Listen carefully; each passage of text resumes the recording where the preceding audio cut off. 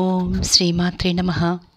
శ్రీ లలిత రహస్య సహస్రనామ స్తోత్రరత్నం భాష్యం శ్రీ గుండ్ల పుండరీకాక్షరావు గారి వ్యాఖ్యానం. ఇప్పుడు మనం 17వ విభాగానికి వచ్చాం.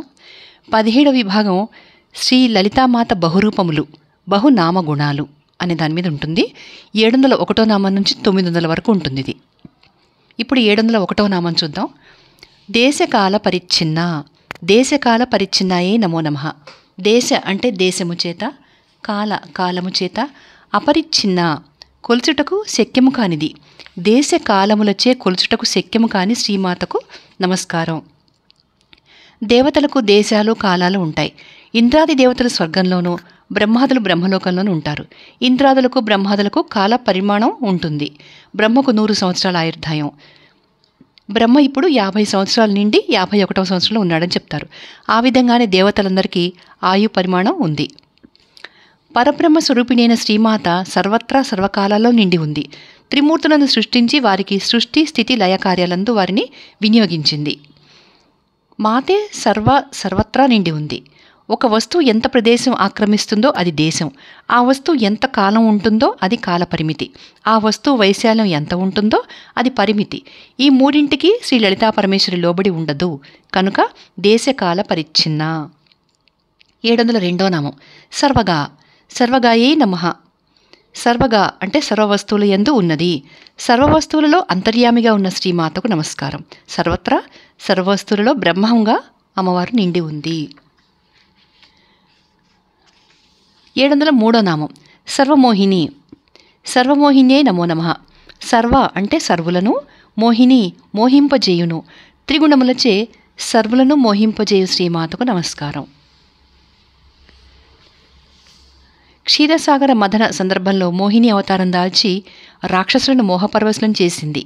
అజ్ఞానం అనే గుణం రాక్షస స్వభావం కనుకనే వారు మోహిని రూపంలో ఉన్న పరమేశ్వరుని గుర్తించలేకపోయారు. అజ్ఞాననాశిని జ్ఞానరూపిణి అయిన సరస్వతీమాత తర్వాత నామంలో వస్తుంది. 704 సరస్వతి, ఇది ఐం బీజం. సరస్వత్యై నమో నమః. సరస్వతి అంటే జ్ఞాన అధిష్టాన దేవత. జ్ఞానాధిష్టాన దేవత అయిన శ్రీమాతకు నమస్కారం. ఋగ్వేదంలో సరస్వతీ సూక్తం కూడా ఉంది. మల్లెపువ్వు, చంద్రుడు, మంచు వంటి తెల్లని కాంతిపుంజముతో శ్వేతవస్త్రాన్ని ధరించి పద్మంపై ఆసీనురాలైన సరస్వతీమాతను బ్రహ్మాది దేవతలు సదా పూజిస్తూ ఉంటారు. అట్టి సరస్వతీమాత మా అజ్ఞానాలను సంపూర్ణంగా నశింపజేసి మమ్మల్ని జ్ఞానవంతులను చేసి రక్షించుగాక అని చెప్పడానికి ఇక్కడ ఈ పద్యం ఇచ్చారు. యా కుందేందు తుషారహార ధవళ, యా శుభ్ర వస్త్రాన్విత, యా వీణా వరదండమండితకర, యా శ్వేత పద్మాసన, యా బ్రహ్మాచ్యుత శంకర ప్రభృతి దేవై సదా పూజిత, సామాం పాతు సరస్వతి భగవతి నిశ్శేష జాడ్యాపహ. అలాగే విద్యారంభానికి ముందుగా సరస్వతీదేవిని ప్రార్థించి ఆమె ఆశీస్సులు పొందాలి. సరస్వతి అనుగ్రహం కొరకు అందరూ ప్రార్థిస్తారు. సరస్వతీ నమస్తుభ్యం పరదే కామరూపిణి, విద్యారంభం కరిష్యామి సిద్ధిర్భవతు మే సదా. అలాగే సరస్వతీమాత 4 చేతులతో ప్రకాశమానమై వెలుగొందుచున్నది. ఆమెకు ఒక చేతిలో స్ఫటికమాల, మరొక చేతిలో తెల్లని తామర పువ్వును, ఇంకొక చేతిలో చిలుకను, మరొక చేతిలో పుస్తకాన్ని ధరించి ఉంది. మల్లెపువ్వు, చంద్రుడు, శంఖము, స్ఫటికముల వంటి కాంతితో ప్రకాశిస్తూ వాక్రూపిణి ఉన్న సరస్వతీదేవి నా ముఖమున సదా వర్తిల్లుగాక అని ప్రార్థిస్తున్నారు. అలాగే భాగవతంలో కూడా సరస్వతీ స్తుతి ఉంది. శారద నీరదేందు ఘనసార పటీర మరాళ మల్లిక, హార తుషార ఫేన రజతాచల కాశ్య ఫణీశ కుంద మందార సుధాపయోధి సిత తామర సామర వాహిని శుభాకారత నొప్పు మదిగానగ నిన్నడు కలుగు భారతి. అంటే అర్థం, భారతీమాత శరత్కాల మేఘాలు, శరత్కాల చంద్రబింబము, కర్పూరము, పటీరము, రాజహంస, జాజిమాలలు, నీహారము, డిండీరము, వెండికొండ, రెల్లుపూలు, శేషువు, మల్లెలు, తెల్ల మందారాలు, పాలసముద్రం, తెల్ల తామరలు, స్వర్గంగా ఇవన్నీ కూడా తెల్లని కాంతులు విరజిమ్ముతూ ఉంటాయి. ఇది నీ శుభాకారానికి ఉపమానాలు. ఇటువంటి నిర్మలమైన నీ సుందరాకారాన్ని ఎప్పుడు దర్శించునో కదా. శరన్నవరాత్రులలో మూలా నక్షత్రం రోజున సరస్వతీమాతను ఆరాధిస్తుంటాం. 2 సంవత్సరాల వయస్సు గల కన్యకను సరస్వతి అని అంటారు. సృష్టి చేయడానికి బ్రహ్మ తపస్సు చేయగా 10 మంది కుమారులు 10 మంది కుమార్తెలు జన్మించారు. కుమార్తెలలో శతరూప చిన్నది, ఈమె సరస్వతి అని మత్స్యపురాణం చెబుతోంది. సత్వగుణ సంపన్నమైన సరస్వతీమాత సర్వులకు జ్ఞాన ప్రవాహాన్ని ప్రసాదిస్తూ ఉంటుంది. ఐం బీజంతో సరస్వతీమాతను భక్తిపూర్వకంగా జపిస్తే విద్యాభివృద్ధి కలుగుతుంది. మూకశంకరులు కామాక్షిమాత సరస్వతీ రూపాన్ని ఈ శ్లోకంలో వర్ణిస్తున్నారు. విమలపటి కమలకుటి పుస్తక రుద్రాక్షస్త హస్తపుటి కామాక్షి పక్ష్మలాక్షి కలిత విపంచి విభాసి వైరించి. శుభ్రమైన తెల్లని వస్త్రాలు ధరించింది, కమలము కుటీరంగా అంటే నివాసంగా కలది, పుస్తక రుద్రాక్షలు ధరించుటచే పవిత్రములైన హస్తములు కలది, అందమైన కనురెప్పలతో కూడిన కన్నులు కలది, వీణను ధరించినది, విలాసంగా ఉన్న బ్రహ్మభార్యమైన బ్రాహ్మివై నీవై ఉన్న సరస్వతీమాత మిక్కిలి కాంతితో ప్రకాశించున్నావు అని అర్థం. గాయత్రీదేవే సరస్వతీదేవి. గాయత్రిని ఆరాధించిన సరస్వతీదేవిని ఆరాధించినట్లే గాయత్రి రూపంలో ఉన్న సరస్వతీదేవిని ఈ మంత్రం ద్వారా స్తుతిస్తున్నాం. సర్వవర్ణే మహాదేవి సంధ్యా విద్యే సరస్వతి ఓజోసి సహోసి బలమసి భ్రాజోపి దేవానాం ధామనామాసి విశ్వమసి విశ్వాయు సర్వమపి సర్వాయు అభిభూరోం. అంటే అర్థం, సర్వవర్ణ స్వరూపిణి సరస్వతీమాత మహాదేవివి నీవే, జ్ఞానశక్తివి నీవే, సహనశక్తివి నీవే, బలశక్తివి నీవే, ప్రకాశశక్తివి నీవే, సర్వదేవతారూపాలు నీవే, ప్రపంచ స్వరూపం నీవే, ప్రపంచము ఆయువు నీవే, సర్వము నీవే, సర్వపాపాలను పోగొట్టు శక్తివి నీవే, నీవే ప్రణవస్వరూపం. సరస్వతీదేవి స్తనద్వయం సంగీత సాహిత్యాలు అని చెప్తూ ఉంటారు. సంగీతమపి సాహిత్యం సరస్వత్యాః స్తనద్వయం ఏకమాపాత మధురం అన్యదాలోచనామృతం. సరస్వతీదేవి స్తనద్వయము మధుర క్షీరధారలు. ఇవి సంగీత సాహిత్యాలు. ఇందులో ఒకటి అంతం లేని మాధుర్యము, రెండవది ఆలోచనామృతము ప్రసాదిస్తాయి. 4 ముఖాలున్న బ్రహ్మదేవుని శక్తియే సరస్వతి. అనగా సరస్వతీదేవి శక్తి 4 దిక్కులా వ్యాపించి అంతటా నిండి ఉంది. 705వ నామం శాస్త్రమయీ. శాస్త్రమయే నమో నమః. శాస్త్రమయీ అంటే శాస్త్రమే ప్రధానంగా కలది. శాస్త్రమే ప్రధానంగా కల సరస్వతీదేవి రూపంలో ఉన్న శ్రీమాతకు నమస్కారం. శాస్త్రాలు అంటే వేదాదులు, 4 వేదాలు, 6 వేదాంగాలు, స్మృతులు, పురాణాలు, దర్శనాలు, శాస్త్రవిద్యలు, కావ్యములు ఇవన్నీ కూడా సరస్వతీ రూపాలే. ఇవి పరమాత్మను తెలియజేయు జ్ఞానదీపికలు. కర్మానుష్ఠానానికి విధి నిషేధాలు తెలియజేయనవి శాస్త్రములు. శాస్త్రములు ప్రమాణంగా తీసుకుని కర్మలను ఆచరించాలి. సర్వశాస్త్రాలు కూడా పరమాత్మ నుంచి అంటే అమ్మవారి నుంచి, పరమేశ్వరు నుంచి ఆవిర్భవించినవే. 706వ నామం గుహాంబ. గుహాంబాయే నమో నమః. గుహ ప్లస్ అంబ కుమారస్వామికి తల్లి, కుమారస్వామికి మాత అయిన శ్రీమాతకు నమస్కారం. గుహ అనగా కుమారస్వామి. హృదయ గుహ అని 2 అర్థాలున్నాయి. హృదయం అనే గుహలో ఛాయారూపంలో ఉండే మాత. పంచకోశాలలో ఆనందమయ కోశమనే గుహలో ఉంటుంది. 707వ నామం గుహ్యరూపిణి. గుహ్యరూపిణి అయి నమో నమః. గుహ్య అంటే రహస్యమైన, రూపిణి జ్ఞానస్వరూపురాలు. హృదయ గుహలో రహస్యంగా ఉన్న జ్ఞానస్వరూపురాలకు శ్రీమాతకు నమస్కారం. ఉపనిషత్తులు పరమాత్మ ఒకడే అని ఉపదేశిస్తున్నాయి. ఆ పరమాత్మ మన హృదయ గుహలో రహస్యంగా ఉన్నాడు. 708వ నామం సర్వోపాధి వినిర్ముక్త. సర్వోపాధి వినిర్ముక్తాయే నమో నమః. సర్వ అంటే సమస్త, ఉపాధి ఉపాధులచే, వినిర్ముక్త విడవబడినది, సమస్త ఉపాధులు అనే ధర్మాలను విడిచివేసిన శ్రీమాతకు నమస్కారం. జీవుడు కర్మఫలాలను అనుభవించడానికి ఏదైనా ఒక ఉపాధిని అనగా శరీరాన్ని ఆశ్రయించి ఉంటాడు. జీవుడు అనుభవిస్తుంటే పరమాత్మ ప్రశాంతంగా చూస్తుంటాడు. కనుక వీరిద్దరూ వేరువేరు అని భావిస్తూ ఉంటాము. ఈ భావన వేరు అనుకుంటే అవిద్య, పరమాత్మ అంశమే జీవుడు లేక ఆత్మ అనగా అద్వైత భావం.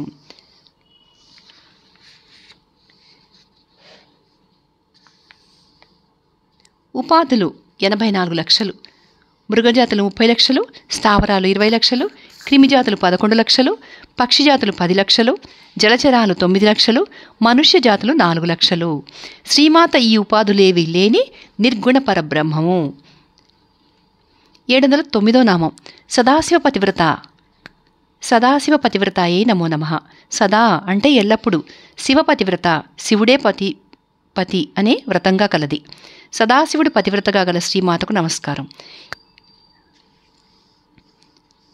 708వ నామంలో మాతకు ఉపాధులు లేవు అని చెప్పాము, కానీ ఈ నామంలో ఉపాధులు కలవు అని చెప్తున్నారు. సృష్టి, స్థితి, లయ, తిరోధాన, అనుగ్రహ అనే పంచకృత్యాలను చేస్తున్న సదాశివునిలో శ్రీమాత సదాశక్తి స్వరూపిణిగా లయం చెంది సదాశివుని అనుగమిస్తూ ఉంటుంది. శ్రీమాత పొందిన ఉపాధులు వేర్వేరుగా ఉన్నా మాతలో గల బ్రహ్మం ఒకటే. ఈ నామంలో మాత సగుణ బ్రహ్మం. 710వ నామం సంప్రదాయేశ్వరి. సంప్రదాయేశ్వరి అయి నమో నమః. సంప్రదాయ ప్లస్ ఈశ్వరి, సంప్రదాయంగా వచ్చు ధర్మాలందు సమర్థురాలు. సంప్రదాయాలకు ఈశ్వరి అయిన శ్రీమాతకు నమస్కారం. సర్వసౌభాగ్యదాయక చక్రంలో ఉండే దేవత.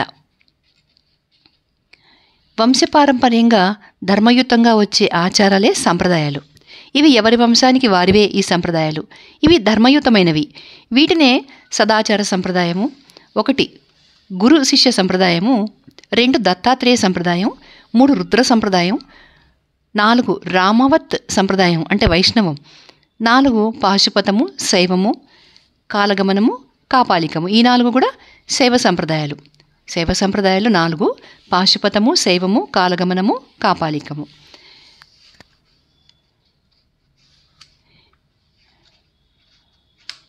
ఇప్పుడు 711 నామం సాధు. సాధునే నమో నమః. సాధు అంటే సదాచార సంప్రదాయాలచే తెలియదగినది. సదాచార సంప్రదాయముచే తెలియదగిన శ్రీమాతకు నమస్కారం. సదాచార సంప్రదాయాల్లో ధర్మాలున్నాయి, వాటి చేతనే తెలియదగినది అని ఈ నామం. 712వ నామం ఈ. ఈ ఐ నమో నమః అంటే ఈ అంటే శక్తి బీజం. ఈ విష్ణువు యొక్క సోదరి, శివుని పత్ని. విష్ణువు సోదరి మరియు శివుని పత్ని అయిన శ్రీమాతకు నమస్కారం.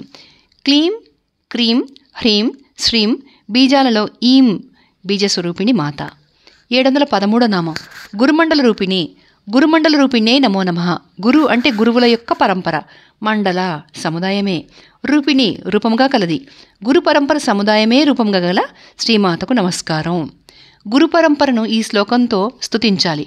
సదాశివ సమారంభాం వ్యాసశంకర మధ్యమాం అస్మదాచార్య పర్యంతాం వందే గురు పరంపరాం. ఈ నామం నుండి 4 నామాలలో శ్రీదేవి రహస్యతత్వాన్ని గురు పరంపరగా తెలుసుకోవాలి. ఈ నామంలో ఈం బీజం ఉంది. 714 కులోత్తీర్ణ. కులోత్తీర్ణాయై నమో నమః. కుల అంటే ఇంద్రియముల సముదాయమును, ఉత్తీర్ణ అతిక్రమించినది, ఇంద్రియములకు గోచరం కానిది. ఇంద్రియములకు గోచరం కాని శ్రీమాతకు నమస్కారం. సర్వార్థ సాధక చక్రంలో ఉండే యోగిని. ఇంద్రియాలకు గోచరం కాని శ్రీమాత తత్వాన్ని గురు ద్వారా తెలుసుకోవాలి. 715వ నామం భగారాధ్య. భగారాధ్యాయే నమో నమః. భగ అంటే సూర్యునిచ్చే, ఆరాధ్య అర్చించదగినది. సూర్యునిచే అర్చనలు అందుకుని శ్రీమాతకు నమస్కారం. భగం అంటే త్రికోణం. మూలాధారాది షట్చక్రాలు త్రికోణాల్లో ఉన్నాయి. వాటిలో శ్రీమాత వివిధ రూపాల్లో ఉంది. ఆ రూపాలను ఆరాధించడం అని అర్థం. భగం అనగా ఐశ్వర్యాది గుణాలు, అష్టసిద్ధులు అని అర్థాలున్నాయి. వీటిచే ఆరాధించబడినది. ఈ నామంలో ఏ కారము బీజాక్షరం. 716వ నామం మాయా. త్రిగుణాత్మకము. మాయాయే నమో నమః. మాయా అంటే గోచరం కానిది. మాయారూపంలో ఉన్న శ్రీమాతకు నమస్కారం. మాయ పరమాత్మ శక్తే. ఈ శక్తి విష్ణు వశంలో ఉంటుంది. విష్ణు తన వశంలో ఉంచుకొని అవతారాలు దాలుస్తూ ఉంటాడు. పరమేశ్వరుడు మాయను అనగా త్రిగుణాలను తన వశం చేసుకుని అవతరిస్తుంటాడు అని చెప్తారు. అంటే పరమేశ్వరి అన్నా పరమేశ్వరుడన్నా ఒకటే కాబట్టి ఇది మనం మాతకు అన్వయించుకోవచ్చు. మాయా అనే అంధకారం నుండి బయటపడిన వారే జ్ఞాన మార్గాన పయనించి ముక్తిని పొందుతారు. పరమేశ్వరి ఈ నామంలో త్రిగుణాత్మకమైన మాయా రూపంలో ఉంది. 717వ నామం మధుమతి. మధుమత్యై నమో నమః. మధుమతి అంటే మధు విద్యయందు ఆసక్తి కలది. మధు విద్యయందు ఆసక్తి కల శ్రీమాతకు నమస్కారం. మధు అంటే మకరందం. శ్రీదేవికి మధువును పూజా సమయాలందు సమర్పిస్తూ ఉంటారు. మధువుతో దేవిని పూజించిన వారు రూపవంతులవుతారు అని అంటారు. 718వ నామం మహీ. మహే నమో నమః. మహీ అంటే భూదేవి స్వరూపురాలు. భూదేవి స్వరూపురాలైన శ్రీమాతకు నమస్కారం. మహి పూజాయాం మహీ అని అమరం. భూమి సహనశక్తి కలది, పూజ్యురాలు, సకల భూతాలకు ఆధారమైంది. ఈ నామంలో మాతను భూమాతగా వసిన్యాదులు స్తుతిస్తుంటారు. 719వ నామం గణాంబ. గణాంబాయై నమో నమః. గణ ప్లస్ అంబ. ప్రథమ గణాలకు తల్లి లేదా గణపతికి మాత, గణములకు తల్లి అయిన శ్రీమాతకు నమస్కారం. గణములంటే దేవతాగణాలు. వీరికి శ్రీమాత తల్లి. మన శరీరంలోని ముక్కోటి దేవతాగణాలకు తల్లి. 720వ నామం గుహ్యకారాధ్య. గుహ్యకారాధ్యాయే నమో నమః. గుహ్యక ప్లస్ ఆరాధ్య అంటే గుహ్యకులచే పూజలు అందుకుంటున్నది. గుహ్యకులచే పూజలు అందుకుని శ్రీమాతకు నమస్కారం. గుహ్యకులు అంటే దేవతాగణంలోని వారు. వీరు నవనిధులకు అధిపతులు. 721 నామం కోమలాంగి. కోమలాంగి నమో నమః. కోమల ప్లస్ అంగి సుకుమారమైన అవయవాలు కలది. సుకుమారమైన అవయవాలు కల శ్రీమాతకు నమస్కారం. శ్రీమాత సగుణ రూపం సుకుమారంగా మిక్కిలి కోమలంగా ఉంటుంది అని ఈ నామంలో చెప్తారు. శ్రీమాత వేదస్వరూపిణి. వేదానికి 6 అంగాలు. అవి శిక్ష, వ్యాకరణము, ఛందస్సు, నిరుక్తము, జ్యోతిషము, కల్పము. 722వ నామం గురుప్రియ. గురుప్రియాయే నమో నమః. గురుప్రియ అంటే గురువుల యందు ప్రియము కలది. గురువుల యందు ప్రియము అయిన శ్రీమాతకు నమస్కారం. గురువు అంటే అజ్ఞానం అనే అంధకారాన్ని పోగొట్టి జ్ఞానం అనే వెలుగును ప్రసాదించేవాడు. మంత్రోపదేశం చేసేవాడు గురువు. శ్రీవిద్య మంత్రాన్ని ఉపదేశించేవాడు. గురువు త్రిగుణాతీతుడైన పరబ్రహ్మ వంటివాడు. అటువంటి గురువుల పట్ల ప్రియము కలది. గురువును బ్రాహ్మీ ముహూర్తంలో మనసును ధ్యానించి నమస్కరించాలి అని చెప్తున్నారు ఆదిశంకరాచార్యులు. 723వ నామం స్వతంత్ర. స్వతంత్రాయే నమో నమః. స్వతంత్ర అంటే స్వతంత్రము కలది, పరాధీనత లేనిది. సృష్ట్యాదులందు స్వతంత్రము గల శ్రీమాతకు నమస్కారం. శ్రీమాత కంటే అధికులు గాని సమానులు గాని ఎవరూ లేరు. అందుచే శ్రీమాత స్వతంత్రురాలు. ఎవరిపైనా ఆధారపడేది కాదు. త్రిమూర్తులే శ్రీమాతపైన ఆధారపడి తమ కార్యాలను నిర్వహిస్తూ ఉంటారు. కాబట్టి పరమేశ్వరియే సర్వానికి ఆధారము, స్వతంత్రురాలు. 724వ నామం సర్వతంత్రేసి. సర్వతంత్రేసేయి నమో నమః. సర్వతంత్ర ప్లస్ ఈసి సర్వతంత్రాలకు స్వామిని. సర్వతంత్రాలకు స్వామిని అయిన శ్రీమాతకు నమస్కారం. తంత్రం అంటే మంత్రశాస్త్రంలో ఒక భాగం. 64 తంత్రాలకు అధిపతి. తంత్రం అంటే మంత్రంతో పాటు క్రియ కూడా ఉంటుంది. ఈ తంత్రాలను ఇహలోక సుఖాల కోసం చేస్తూ ఉంటారు. తంత్రాలలో వశీకరణ తంత్రం చాలా ముఖ్యమైనది. ఇది జనాకర్షణను ప్రసాదిస్తుంది. కౌళమత తంత్రాలు, విష్ణుక్రాంత తంత్రాలు, రథక్రాంత తంత్రాలు, అశ్వాక్రాంత తంత్రాలు మొదలుగా ఉన్నాయి. వీటన్నిటికీ శ్రీమాతే ఈశ్వరి, ఆవిడే స్వామిని. 725వ నామం దక్షిణామూర్తి రూపిణి. దక్షిణామూర్తి రూపిణే నమో నమః. దక్షిణామూర్తి రూపిణి దక్షిణామూర్తి స్వరూపం కలది. దక్షిణామూర్తి రూపం గల శ్రీమాతకు నమస్కారం. శుద్ధ స్ఫటిక సంకాశం శశిఖండ విభూషితం వ్యాఘ్రచర్మధరం శాంతం జటామకుటమండితం ముఖపంకేరుహోల్లాసం సోమసూర్యాగ్నిలోచనం భావయామి మహాదేవం దక్షిణామూర్తి విగ్రహం. శుద్ధ స్ఫటికము వంటి తెల్లని వర్ణము కలవాడు. విరియనాటి చంద్రరేఖను ధరించినవాడు. పులి చర్మం వస్త్రంగా ధరించినవాడు. శాంతస్వరూపుడు. శిరస్సుపై అందమైన కిరీటం కలవాడు. పద్మం వంటి ముఖం కలవాడు. సూర్యచంద్రాగ్నులు నేత్రంగా కలవాడు. మహాదేవుడు అయిన దక్షిణామూర్తి రూపాన్ని మనసున భావిస్తున్నాను అని దీనికి అర్థం. దక్షిణామూర్తి రూపంలో ఉన్న శ్రీమాతకు నమస్కారం. 726వ నామం సనకాది సమారాధ్య. సనకాది సమారాధ్యాయే నమో నమః. సనక ప్లస్ ఆది సనకాది ఋషులచే, సమా ప్లస్ ఆరాధ్య చక్కగా ఆరాధించదగినది. సనకాది ఋషులచే చక్కగా ఆరాధించదగిన శ్రీమాతకు నమస్కారం. సనకాదులు 6 ఏళ్ల బాలుర వలె సదా ఉంటారు. సనకుడు, సనందుడు, సనత్కుమారుడు, సనత్ సుజాతుడు అనే ఈ 4 బ్రహ్మ మానసపుత్రులు. వీరు సృష్టి చేయకుండా తపస్సు చేసి మహర్షులైనారు. వీరికి ఇంద్రాదులు శ్రీవిద్యను ఉపదేశించారు.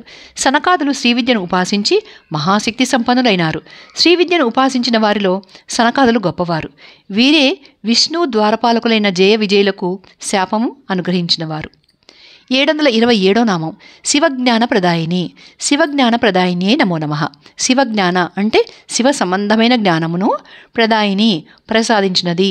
శివ సంబంధమైన జ్ఞానమును ప్రసాదించు శ్రీమాతకు నమస్కారం. శ్రీమాత రూపమే సరస్వతీదేవి. సరస్వతీదేవిని ఆరాధించిన జ్ఞానం సిద్ధిస్తుంది. జ్ఞానరూపమే శివుడు. శివశక్తుల ఏకరూపమే పరమేశ్వరి లేక శ్రీమాత. కనుక జ్ఞానాన్ని ప్రసాదించేది శ్రీమాతయే. ఎందుకంటే అటు సరస్వతీ రూపంలోనూ ఇటు శివుడి రూపంలో కూడా ఉన్నది అమ్మవారే కాబట్టి. శివజ్ఞానాన్ని భక్తులకు ప్రసాదిస్తుంది కనుక శివజ్ఞాన ప్రదాయిని. వేదాది విద్యలు శివస్వరూపం, వీటిని ప్రసాదించేది కూడా శ్రీమాతే. 728వ నామం చిత్కళ. చిత్కళాయే నమో నమః. చిత్ అంటే అఖండ ఆనంద స్వరూపం యొక్క కళ, శక్తి. అఖండ ఆనంద స్వరూపమే చిత్కళగా కల శ్రీమాతకు నమస్కారం. పరమాత్మ అఖండ ఆనంద స్వరూపుడు. ఆ అఖండ ఆనంద స్వరూపంలో గల చిత్కళ చైతన్యం కలది. ఈ చైతన్య కళయే సర్వజీవరాశులలో ఉంది. ఈ కళే జీవుడు కనుక సర్వజీవులలో కళారూపంలో ఉన్న జీవుడే శ్రీమాత. 729వ నామం ఆనందకళిక. ఆనందకళికాయే నమో నమః. ఆనందకళిక అంటే అఖండానందంలోని అంశ. అఖండానందంలోని అంశ మాత్రమే భాగంగా కల శ్రీమాతకు నమస్కారం. అఖండానందంలోని అంశయే మొగ్గగా సూక్ష్మరూపం దాల్చి మూలాధారంలో ఉంటుంది. సాధకుడు యోగ సాధనచే సహస్రారం చేరి పరిపూర్ణానంద స్థితిని పొందుతాడు. 730వ నామం ప్రేమరూప. ప్రేమరూపాయే నమో నమః. ప్రేమరూప అంటే ప్రేమయే స్వరూపంగా కలది. ప్రేమ స్వరూపురాలైన శ్రీమాతకు నమస్కారం. శ్రీమాతకు సర్వప్రాణుల యందు అపారమైన ప్రేమ కలదు. మాత దృష్టిలో ఎవరూ దోషులు లేరు, అందరూ మాత బిడ్డలే. అందువల్లనే మాత తన బిడ్డలపై అపారమైన వాత్సల్యం చూపుతూ వారిని పోషిస్తోంది. తర్వాత నామాలు మళ్ళీ నెక్స్ట్ వీడియో నుంచి చెప్పుకుందాం.